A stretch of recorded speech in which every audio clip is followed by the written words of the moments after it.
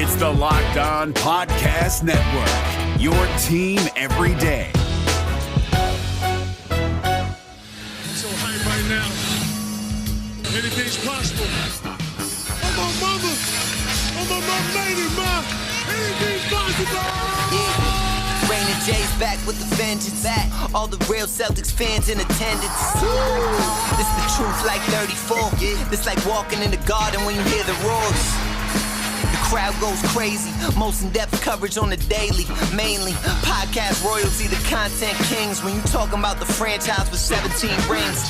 Focus like Danny at the deadline. Global, but it got a local feel like the red line, the blue line, the green line. Play it in between time. I'ma throw my C's jersey on in the meantime and press play. When the F's done, I can't wait until the next day. Trying to stay in tune with the C's, that's the best way. Melly. Hey there, welcome back to the Locked On Celtics podcast. Thank you for making this show part of your daily routine, whatever it is that you're doing right now, listening somewhere on some device, watching the show on YouTube. I really do appreciate you making this show part of your daily, Monday through Friday routine. I'm John Karalis. I host this show Monday through Friday. I cover the Boston Celtics for Boston Sports Journal, and I am the author of the Boston Celtics All-Time All-Stars, a book that is now available at bookstores everywhere and on my website, johnkaralis.com, if you want to get a signed copy. Today's show is brought to you by Built Bar. Go to BuiltBar.com, use the promo code LOCKED15. You'll get 15% off your next order. Today, we're going to talk about just the state of the Celtics and Jayson Tatum's all-NBA case, which I broke down on Boston Sports Journal. And to do that, let me bring in my good friend, former co-worker, now at Boston.com and co-host of the Geno Time podcast, Tom Westerholm. Tom, what's going on? I gotta say, man, this new setup is pretty cool because I get to be introed with Millie's, and I'm like an unabashed Millie's fan. So if he, I don't know if he listens or whatever, but shout out to Millie's. I rock with him. He's really good. He's good. He does a fine job. And I'm an old, so I don't normally like new music. He puts out new music that I can mess with. Like, so I like Millie's. I feel like he bridges that gap. It's like where it's like somebody like yourself, like, yeah, you know, he's got real bars, and you know, somebody like me, I really appreciate him. So I love bringing you on because I listen to the Geno Time podcast. And I love listening to you guys kind of, I don't know, the last one I listened to with you and Nicole and Grenham, it was like almost like you were trying to justify being negative by saying, but we're really, really big on the team next year. Like, which is fun. I like to bust your balls about being negative about the team, but that seems to be the slant that you guys go into. So I like to bust your balls. So, all right. So after the Orlando game, looking at where they are right now, where's your state of mind? Look, I'm really high on next year. No, I mean, in all seriousness, I think that some things are really starting to come together for them in some interesting ways. I think the rotation feels like it's starting to make a lot more sense. Big shout out to Aaron Nesmith. Big shout out to Peyton Pritchard for continuing to come on strong. I think with those two guys kind of in tow, they all of a sudden they have that extra wing defender in Nesmith. They have, I mean, Pritchard stretching the floor to like 30 feet. Like that's really, really useful. I mean, Fournier being healthy and starting to look like a real basketball player again, which like obviously wasn't his fault that he wasn't, but him starting to look like a real basketball player again has made just a huge difference. Like, you know, I'm still not like, oh, this team's going to make like a run to the Eastern Conference Finals or anything like that. Like, I'm not like super confident in them this season, but like, again, you know, like it sounds like, you know, like I'm joking, but seriously, like I think there's a lot to be really excited for, you know, next season. And I'm curious to see how they sort of, how they sort of build toward that, because I think that having a nice little playoff run here is very much in the picture. And if you can build some kind of good vibes to finish this season out, I think there's a lot to be, a lot to be hopeful for. I kind of like where this team is. I just don't I don't see them as a contender right now, but I do yeah, I kind of like where they're at. Yeah, look, I think that if everybody just agrees that this, I don't know, I never really thought that this was a contending year. I never thought that this was they have a chance to win an NBA title year. And I think, first of all, there's that attitude of, well, if it's not a championship, it's a loss, like that, which is I think a poor attitude to have. Like, obviously, every team's goal is to ultimately win a championship within a certain time period, but there's a lot that can go well in between that. Like, this season doesn't have to be a championship season. The conference finals that they went to last year and the way this thing turned around, I think another, like, you get to the second round, if you make it to the conference finals, then great, that's awesome. But I'm not too hell bent on that. I never thought that this was going to be a title year. So when we look at where we thought this team was going to be, we're actually starting to catch up a little bit to where we thought they were going to be. This bench has been a mess all season long. It took getting Evan Fournier as the replacement for Gordon Hayward, albeit late. But Fournier, if they decide to keep him, Nesmith has shown promise. Pritchard has done well all year. Got to figure out Romeo Langford. Poor guy, like, another concussion protocol stint. Like, if it's not one thing, it's the other with him. He can't catch a damn break. But if Langford can show something, now we're talking about 4 guys potentially off the bench, depending on what they do with Marcus Smart and Kemba Walker in the offseason. That's not a bad bench. No. Yeah.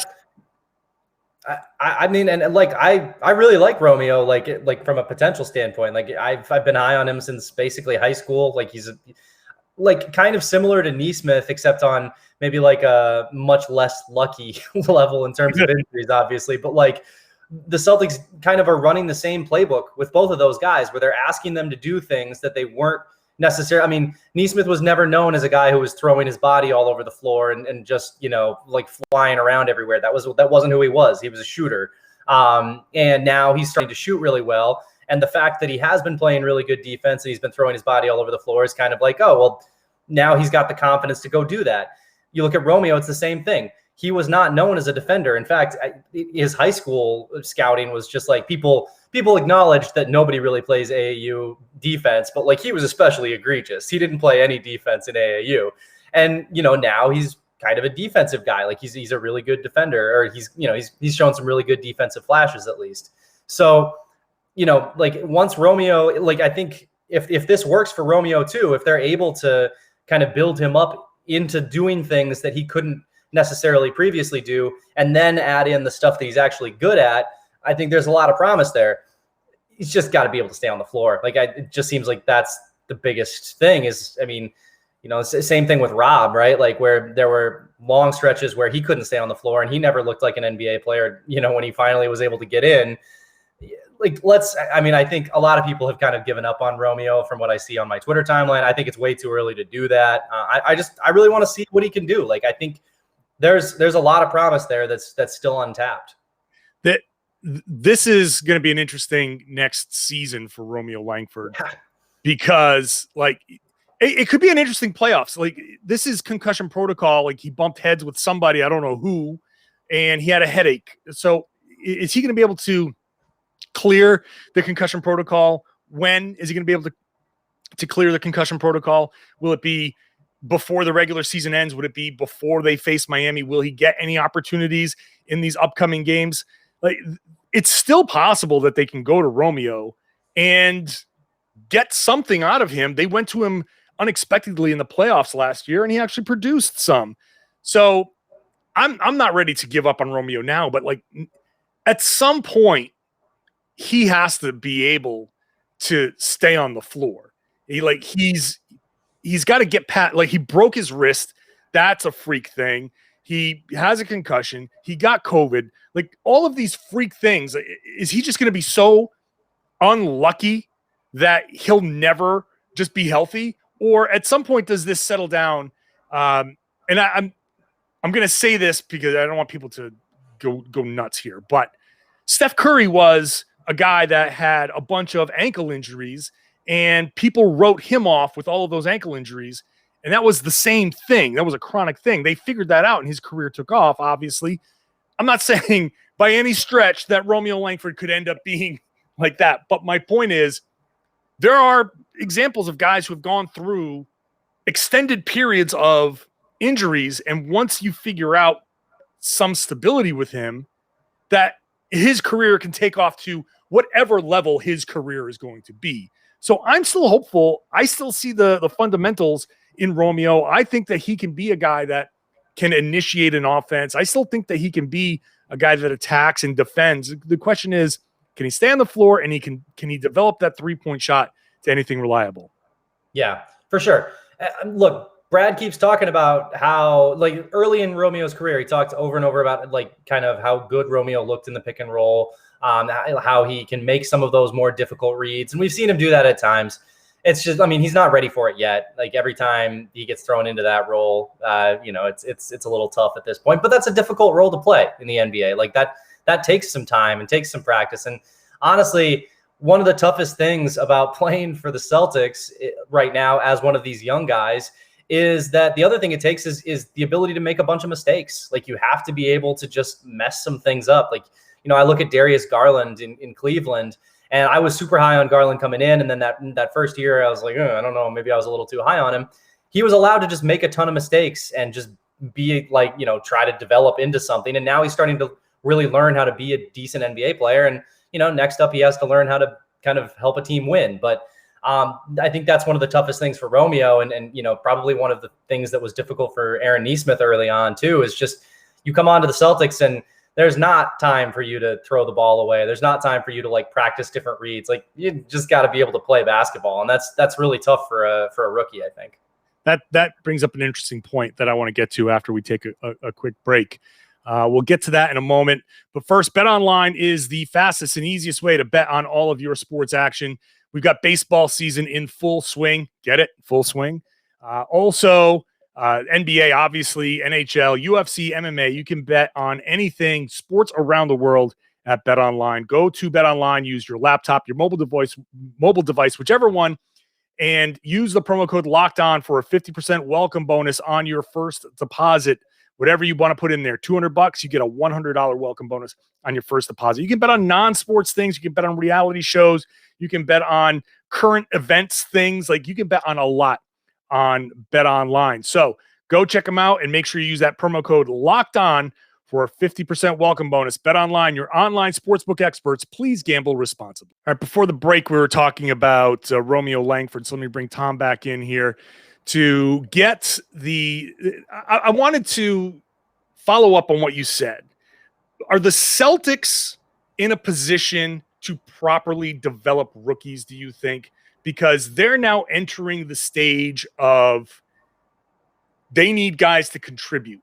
So are we done with the immediate, like, or are we done with the get in, take your time, develop, and all that stuff? Or the Celtics get in a position now where pretty soon they're going to start needing to act like the Clippers, trading for your veterans and, like, rookies, thanks, goodbye. We're going to trade these draft picks and start giving up these first round picks for guys that can come in and help immediately.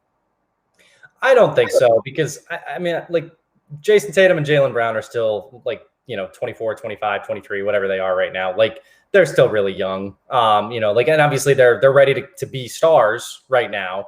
But I think that there is still, some time where you can draft guys and bring them along a little bit. And I think the other thing is, if you make good draft picks, they can contribute.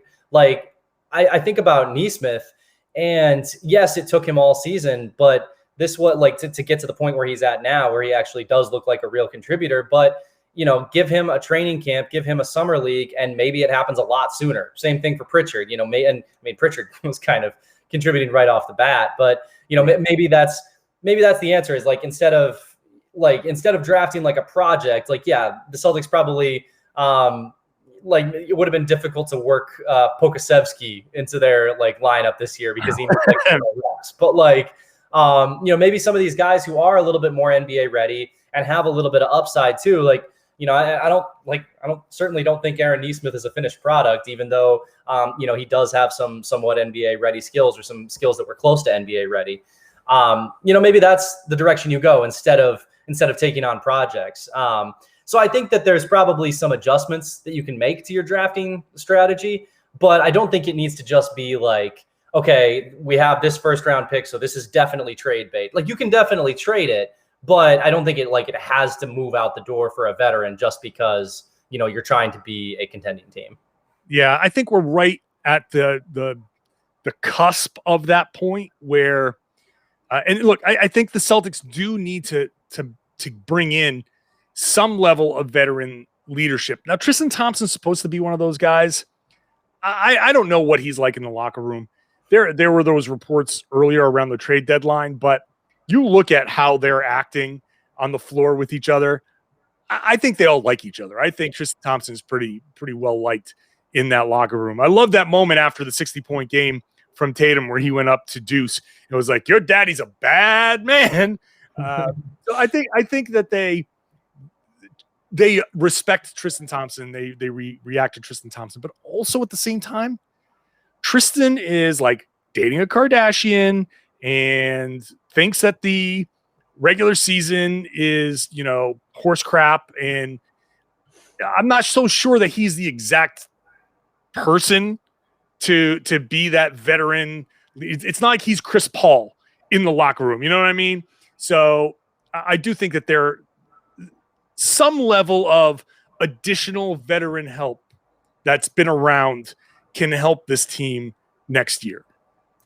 I think so too, but I would also add though that, look, like Jalen and Jayson have been around for a minute. Like they've been through a lot of stuff. Like, yeah, they're not, super veterans who've been around forever, but like at a certain point, I just kind of wonder how much veteran help those two actually need. In terms of the locker room. Veteran help in terms of guys who can play basketball is always appreciated. Obviously. Yeah. I just want one more guy in there. It's always good to have that balance, you want to make sure that they're kept in check. You just want one little check in that locker room, and Al Horford would be perfect. Yeah. I think Fournier helps a little bit with that. You got a guy who's been around for a while and who's been on losing teams a lot, a guy who understands like, hey, I know what it's like when a team is bad. It sucks. Like, let's not be that. I wouldn't. And obviously, Fournier is super new. I don't know that he feels necessarily that he's maybe got the cachet to do that right this second. But he's a veteran too. So I think as he gets more comfortable, he might help too. I like that point. I think that's a good point.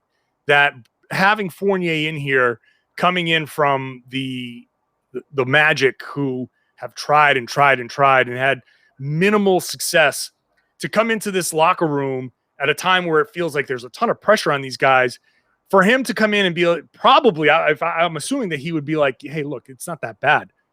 I know what bad is like. Not too bad. You guys got it good over here. Like, you guys are eating steak. We're eating Spam. Like that's the type of perspective that, hey, sometimes a young team like this needs that. And we forget how young the Celtics are because Tatum has been around and Brown has been around for a long time. Brown's already, on his second contract now. Feels like Smart has been on this team for 10 years. Like, they've been around for a while. So you forget that they're all in their 20s.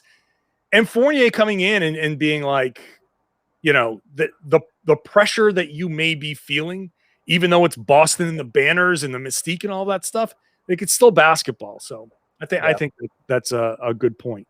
Now, before we head into our next break, let's just look ahead real quick, because on Thursday night we saw the Atlanta Hawks lose to the Indiana Pacers, which helps the Celtics a little bit. I don't know if the Celtics are going to catch Atlanta because the Hawks have the tiebreaker, but they're tied in the loss column. So as the Celtics head into Friday night against the Chicago Bulls, Chicago beat Charlotte, so they're on a back-to-back.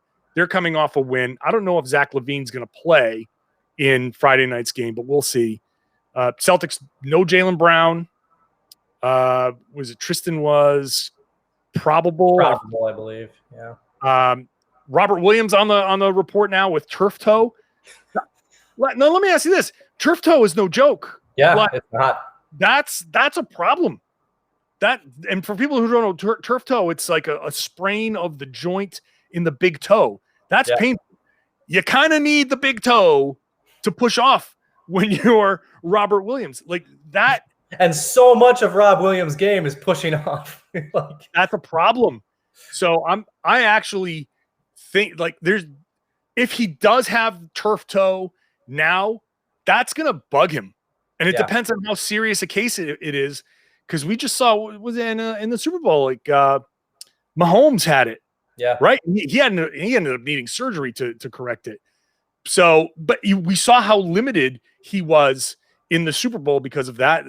Turf toe is a problem especially for a super athlete like Rob. So now I am actually a little bit worried about that because they need him out there. The good thing is that Rob they need his athleticism, obviously, but he's such a good ball mover that even Rob in a reduced role can still be impactful. It's just that if teams know that he's not exactly the same threat, that changes how they defend those pick and rolls. But I don't know. Looking forward, as you look for the rest of the season here, where in your gut do you think the Celtics end up? Well, this is going to sound funny given that like you brought me on because I'm the negative podcast. I kind of think that like there's a real chance that they still end up in that 4-5. Like the Knicks schedule, if you look at that Knicks schedule going forward, like that is brutal. It's nasty, man. I didn't mention they play the Phoenix Suns on Friday night. Yeah. Phoenix got blown out by Atlanta. They're in that fight for first. They're going to be pissed off. They have motivation to win that game. And then they have the Clippers, and then they have the Lakers, and the Clippers are tied with the Nuggets right now. The Lakers need wins badly. Like this, like those three games right there could all be losses, like very reasonably. And meanwhile, the Celtics, like they have those two games against the Heat, but you look ahead at some of the rest of their games, and there's a lot of winnable contests on there. Like if they get to the last night of the season against the Knicks, I wouldn't be surprised if that game actually has like real seeding implications on the final night, which would be pretty entertaining, honestly. But I honestly feel pretty good about the Celtics positioning. Now, like the team has been inconsistent enough that like it's certainly possible that they, lose 4 out of 6 and end up in the play-in game somehow. But like, I think reasonably you could look at the Celtics schedule and look at like the Knicks schedule. I think you're right that the Hawks are going to be really tough to catch. They have 2 games against the Wizards. And other than that, it's the Rockets and I believe the Magic, which should just be automatic wins. But, like looking at that like 5 seed, I don't think it's out of the question. And if the Celtics get the 5 seed, I think that's, good business going into the playoffs. I think that would be a really good result. I think, yeah. I originally, when I was looking at it a couple of weeks ago, I thought they could get that 4th seed, but the Celtics then turned around and lost to the Thunder and had some really bad losses. So that screwed it up. But I'm with you. I think that 4-5 series is very well in reach, even though they're a game out of the 5th seed, which is Atlanta. But that Knicks, I really think the Knicks, I said the Knicks were going to fall to 7 before. If they lose to Phoenix, that could really trigger a fall in the standings. So that would be ideal for the Celtics. I think 4-5 is legit. So, all right, we're going to head into another break here. And when we come back, Jayson Tatum on the All-NBA team. I wrote about it on Boston Sports Journal.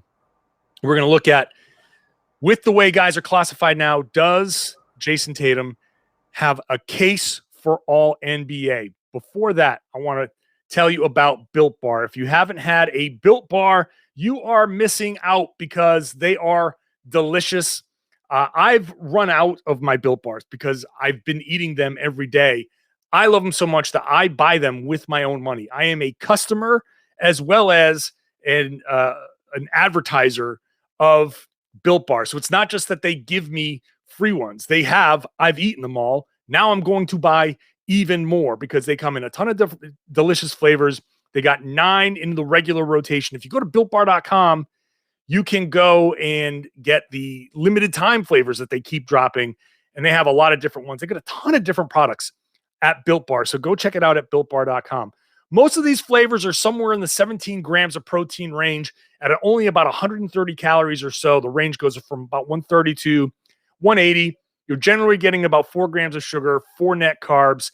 And so that is a great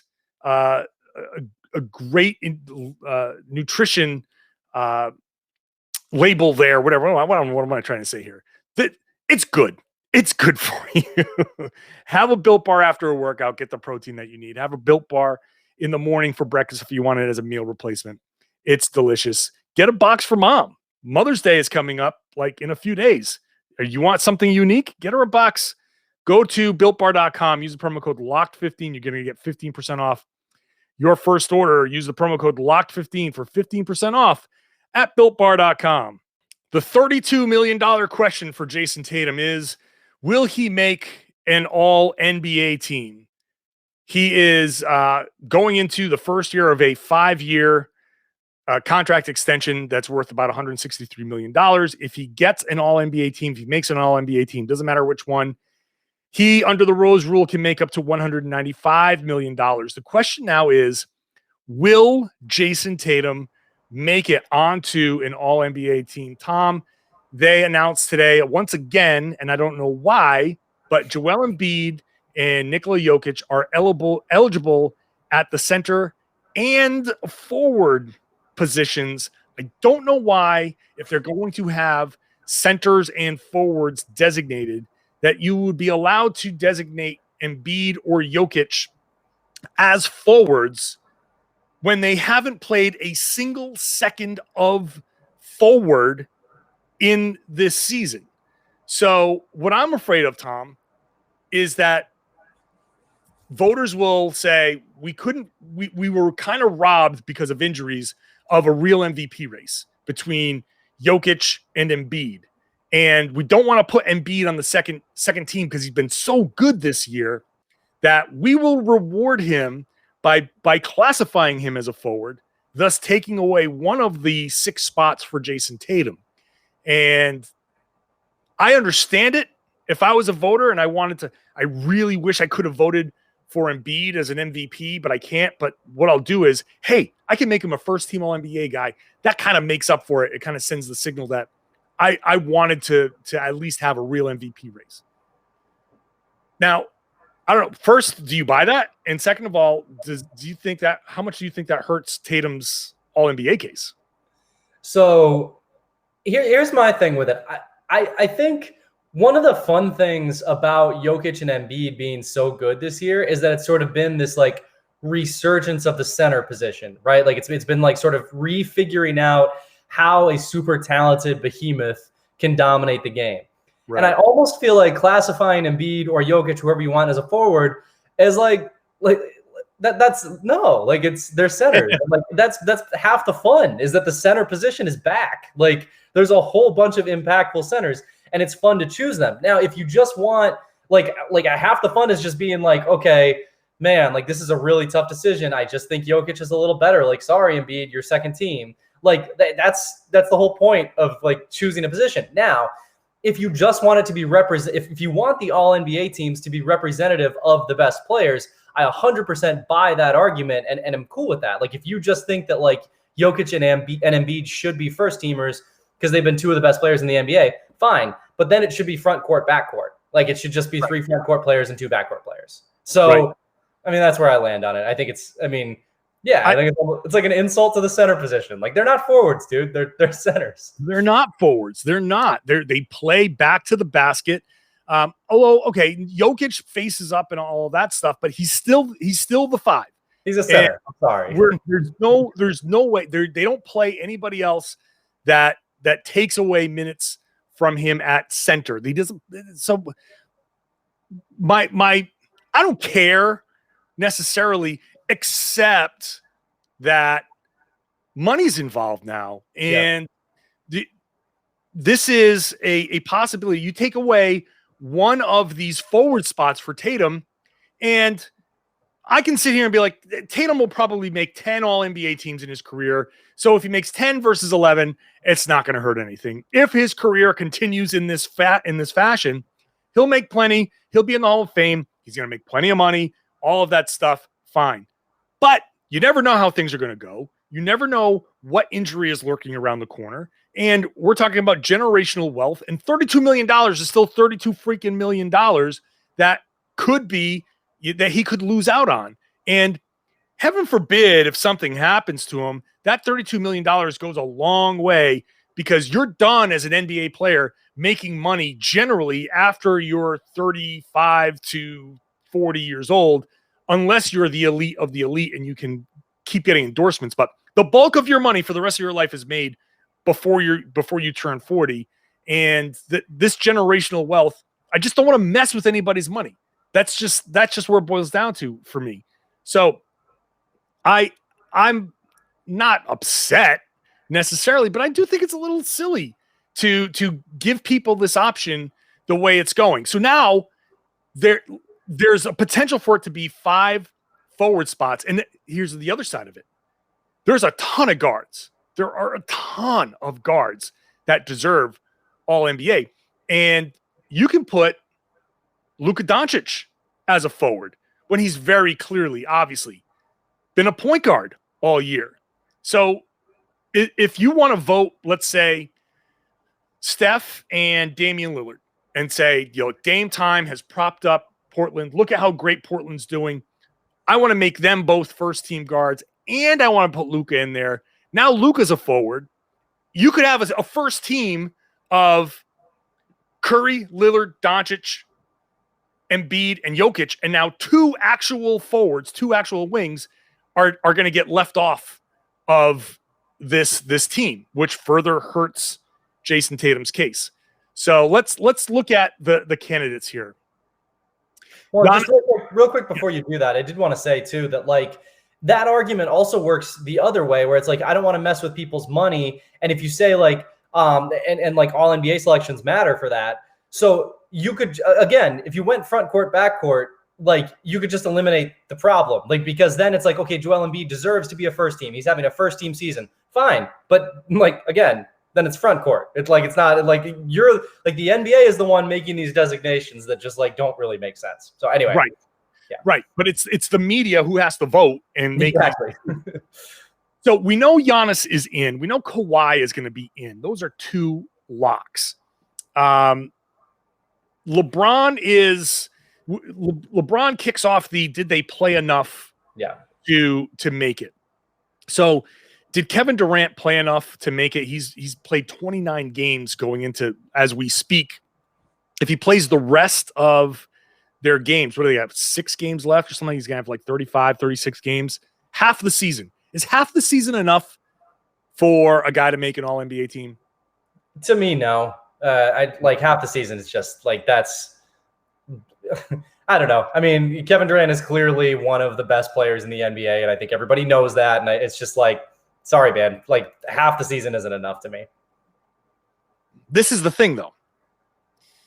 That attitude, what you just said, is what would hurt, I think, Tatum's case, because you say, look, let's be honest. Kevin Durant is the second, third best player in the league right now, maybe however you want to classify it. He's in that top handful. And you say, okay, he hasn't played enough to be first team All-NBA. Is voting for him third team All-NBA enough to be dude, you are so freaking special that I can't leave you off, but I'm going to knock you down a third team just to be I don't think you played enough games. I feel there's going to be a lot of people who just say, I cannot overlook Kevin Durant. I cannot leave Kevin Durant off because every time he touches the floor, he is so outrageously special. I think that's a possibility. I think it's a possibility. I also think that putting him on third team, leaving him off entirely, I feel there's a very legitimate argument for that. For saying to him I'm not gonna degrade you to the point of putting you on third team. I'm just gonna take you out of consideration. You are not in consideration, even though you are one of the greatest players. These other guys they just played enough games and they're very talented. I still think you're better, but you're just not even. It's almost you're not even on the ballot. You're just completely removed from the ballot, and that's not a talent thing. It's just an availability thing. Right. So then that could impact LeBron. It definitely will impact Anthony Davis. So now you get into like here are a couple of guys. Zion Williamson, is he an All NBA guy for you? I haven't like sat down and done it out. He's had a really good season. Like I think he's certainly like talented enough. But I don't know. I honestly have not given Zion enough thought. I'll say yes with a question mark. Yeah. See, Zion has been like great and unique, and his numbers, I think statistically he's had a higher scoring season. He's shooting obviously, 60% from the field. So his shooting numbers are going to be great.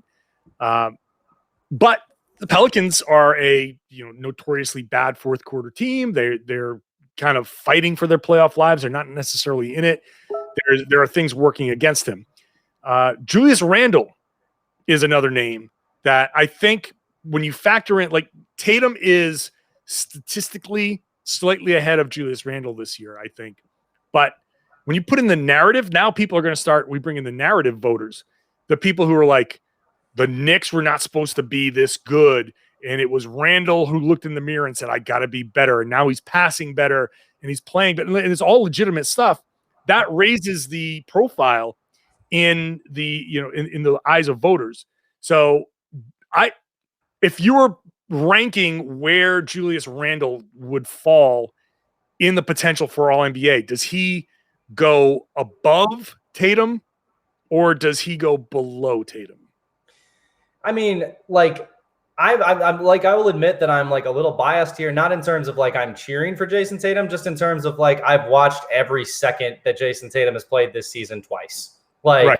And I've seen like a good amount of Julius Randle. He's having an unbelievable season, like a superstar level season. But like, I still would lean Tatum just because like when you look at the Celtics, like without Tatum, without Tatum, without Randle, both teams are in a lot of trouble. But like Tatum is crucial for the Celtics. Like he's been their best player when he's been good. The Celtics have been good generally. I just the guy put up 60 points in a game. Like he's just such a professional scorer. I don't think his defense has been as good as it was last year, but he's still like a very solid defender. He's adding a lot of stuff to his game.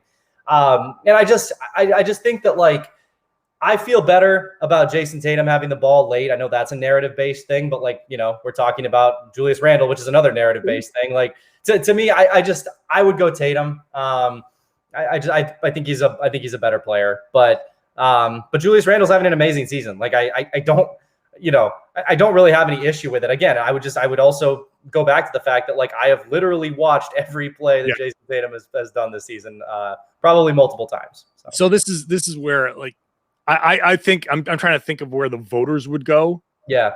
I think the voters would put Randle ahead of Tatum especially because it's New York and you see it and you hear it. It's such a the narrative is just so loud with Randle. So also, as far as I can tell, 97% of basketball writers who aren't like covering a specific team live in New York City. Right. And so I think it might actually come down to the final stretch. Like the Knicks are going up against the West's best, and the Celtics are trying to overtake them.